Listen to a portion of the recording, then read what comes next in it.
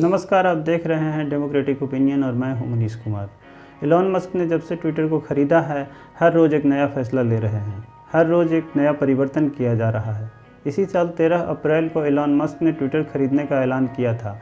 उन्होंने social media platform को $54.2 प्रति शेयर की रेट से $44 अरब में खरीदने का ऑफ़र दिया था, लेकिन तब स्पैम और फेक अकाउंट्स के कारण मस्क ने डील को होल्ड पर रख दिया था, जिसके बाद 8 जुलाई को मस्क ने डील तोड़ने का फैसला किया। लेकिन ट्विटर ने इसके खिलाफ कोर्ट का रुख किया और मस्क पर डील पूरी करने का दबाव बनाया जाने लगा। अक्टूबर महीने की शुरुआत में एलन मस्क ने अपना रुख बदला, एक बार फिर से डील पूरी करने के लिए तैयार हो गए। दूसरी तरफ मामला कोर्ट में था। डेलावेयर कोर्ट ने 28 अक्टूबर तक डील करने का आदेश दिया, लेकिन जिद पर अड़े एलन मस्क ने एक दिन पहले ही 27 अक्टूबर को सैन फ्रांसिस्को में स्थित ट्विटर हेडक्वार्टर्स पहुंचकर सबको चौंका दिया और दफ्तर पहुंचकर डील की प्रक्रिया को भी पूरी की। बताया जाता है कि जब एलन मस्क डील कर रहे थे, तब सीईओ पराग अग्रवाल और सीएफओ नेड सेगल दफ्तर में ही मौजूद थे, और जैसे ही डील की प्रक्रिया पूरी हुई, एलन मस्क ने दोनों को कंपनी से टर्मिनेट कर दिया। मस्क ने इन पर फर्जीवाड़े का आरोप लगाया। उन्होंने कहा कि ट्विटर पर फेक अकाउंट्स की संख्या को लेकर उन्हें और ट्विटर निवेशकों को गुमराह किया गया है। हालांकि इस आरोप में कितनी सच्चाई है, ये तो एलन मस्क ही जानते होंगे, लेकिन कुछ लोगों का मानना है कि मस्क ने इन अधिकारियों को कंपनी से निकालकर अपना बदला पूरा किया है। जब जुलाई में मस्क ने डील कैंसिल करने का फैसला किया था, तो उनके खिलाफ ट्विटर कोर्ट का दरवाज़ा खटखटाया था।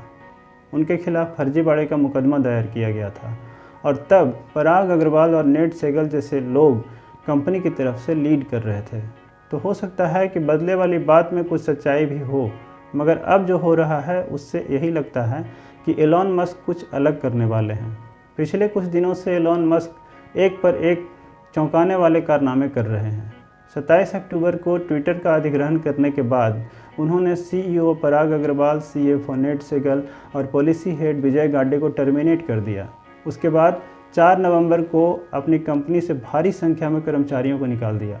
मस्क ने 4 नवंबर की सुबह ही 4 बजे अपने कर्मचारियों को एक मेल भेजा, जिसमें लिखा था, ट्विटर को एक बार फिर से सही रास्ते पर लाने के लिए हम शुक्रवार को अपनी ग्लोबल वर्कफोर्स को कम करने की कठिन प्रक्रिया से गुजरेंगे। हम कर्मचारियों की सुरक्षा के साथ ट्विटर सिस्टम और यूजर डेटा के लिए भी ऑफिसेस को अस्थायी रूप से बंद कर देंगे। अगर आप ऑफिस में हैं या ऑफिस जा रहे हैं तो कृपया घर लौट आएँ। आपको जानकर आश्चर्य होगा कि ट्विटर में कुल 7,500 कर्मचारी काम करते थे, जिनमें से 3,700 कर्मचारियों की छँटनी की जा चुकी है।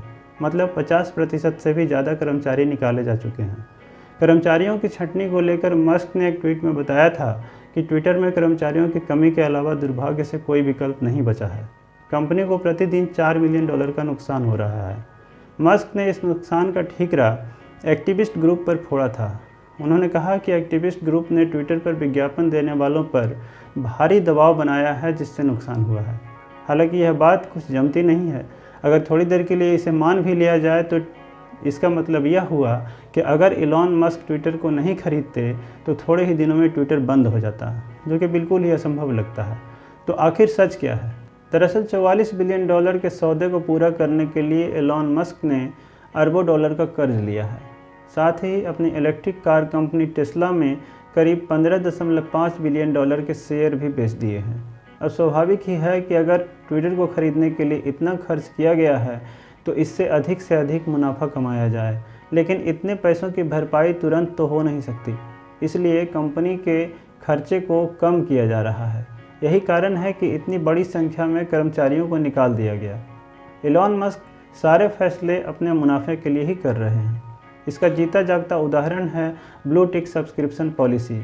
कुछ दिनों पहले ही एलन मस्क ने अपने एक ट्वीट में ब्लू टिक सब्सक्रिप्शन के लिए सजेस्ट किया था, जिसकी वजह से यूजर्स को हर महीने करीब $8 खर्च करने पड़ेंगे, और अब तो कुछ देशों में इसे लागू भी कर दिया गया है। यूएसए, कनाडा, ऑस्ट्रेलिया, न्यूजीलैंड और यूके वैसे देश हैं जिनमें अब तक ब्लू टिक सब्सक्रिप्शन लागू की जा चुकी है।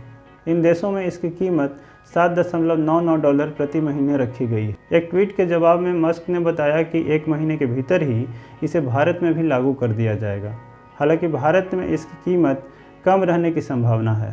इस बात का संकेत भी एलन मस्क ने अपने एक ट्वीट में दिया था। उन्होंने लिखा था कि लोगों के परचेजिंग पावर के अनुसार ही सभी देशों में ब्लू टिक सब्सक्रिप्शन का रेट तय होगा। आपको बता दें कि ट्विटर ब्लू टिक यूजर्स को विशेष सुविधाएं मिलेंगी।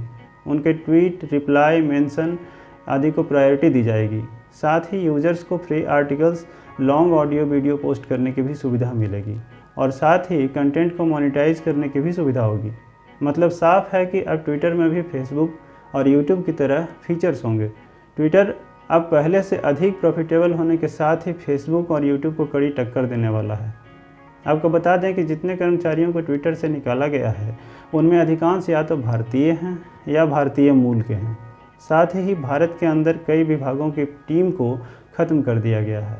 सेल्स, मार्केटिंग और कंटेंट क्यूरेशन जैसे विभागों को पूरी तरह से बर्खास्त कर दिया गया है। भारत में ट्विटर के करीब 300 कर्मचारी काम करते थे, जिनमें 250 को कंपनी से निकाल दिया गया। हालांकि इलॉन मस्क ने अपनी दरियादिली का नमूना पेश किया। उन्होंने लिखा कि कर्मचारियों को निकालने के लिए कानूनी रूप से 2 महीने का वेतन देना होता है, लेकिन उन्होंने अपने कर्मचारियों को 3 महीने की सैलरी ऑफ़र की है। लेकिन क्या इससे कर्मचारियों की नाराज़गी खत्म हो जाएगी? 27 अक्टूबर को जब एलॉन मस्क पहली बार कंपनी के दफ्तर पहुंचे थे तो उनके हाथ में एक वॉश बेसिन था। मतलब साफ था कि वो ट्विटर से लोगों का सफाया करने वाले हैं। आपको बता दें कि मस्क ने ट्विटर को खरीदने के पीछे की वजह भी बताई थी। उन्होंने सोशल मीडिया पर पोस्ट करते हुए लिखा था, मैंने ट्विटर क्यों खरीदा, इसे लेकर कई अटकलें लगाई जा रही हैं, मगर इनमें से ज़्यादातर गलत साबित हुई हैं। मैंने ट्विटर को इसलिए ख़रीदा ताकि हमारी आने वाली सभ्यता के पास एक कॉमन डिजिटल स्पेस हो जहां विभिन्न विचारधारा और विश्वास के लोग किसी भी तरह के हिंसा के बिना स्वस्थ चर्चा कर सकें। उन्होंने आगे लिखा कि ट्विटर के साथ डील पैसा कमाने के लिए नहीं किया गया है। मैंने यह सौदा मानवता के लिए किया है, जिससे मुझे प्यार है। मैं पूरी विनम्रता के साथ कर रहा हूं क्योंकि ऐसे लक्ष्य को हासिल करने में असफलता मिले ऐसा संभव है, इसे मान कर चलना चाहिए। तो आपको क्या लगता है, क्या यह सौदा एलॉन मस्क ने मानवता के लिए किया है? क्या वो इससे फ़ायदा नहीं कमाना चाहते? भले ही एलॉन मस्क कुछ भी बोल लें, मगर जो वो कर रहे हैं उसे देखकर तो यही लगता है कि उनका ये बिजनेस फंडा है। अगर सच में एलॉन मस्क के अंदर मानवता होती, उन्हें मानवता से प्यार होता, तो इतने लोगों से रोज़गार छीन कर उन्हें सड़क पर नहीं लाए होते।